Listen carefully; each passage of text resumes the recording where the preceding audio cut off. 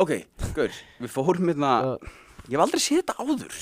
Mér finnst það svo ótrúlega aðdáunarvert. Ég sá þið með Haribo-póki í gær og bara svona fullu póki, svo bara lítið aðeins svona, svo lítið aftur og hann búinn. Já, ég sagði viljið... Finnur ekkert bragðið hann svoleiðis? Jú, ég sagði viljið sjá eitt galdratricks. Nei, sko, ég hef aldrei séð þetta áður, sko.